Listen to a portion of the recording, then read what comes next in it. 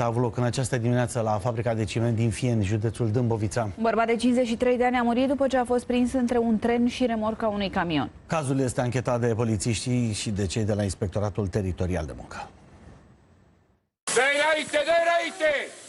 Scenele s-au derulat la fabrica de ciment din Fieni, județul Dâmbovița. Victima se afla lângă calea ferată în momentul în care șoferul mastodontului, în vârstă de 45 de ani, a mers să încarce ciment. În stare de șoc, el a povestit că nu l-a văzut pe bărbat, însă la un moment dat a simțit că a lovit ceva.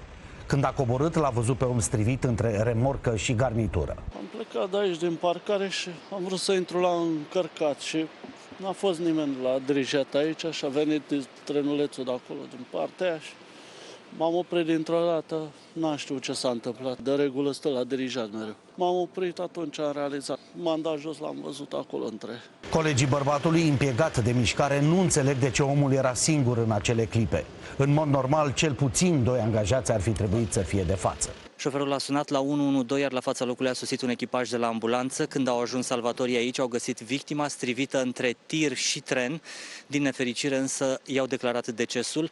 Cazul este anchetat acum de polițiști. Aceștia au deschis un dosar penal pentru ucidere din culpă și după ce vor termina verificările, urmează să stabilească exact cum s-a produs această nenorocire.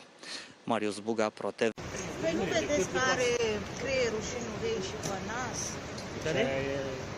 I-a bușit direct. I-a bușit creierul.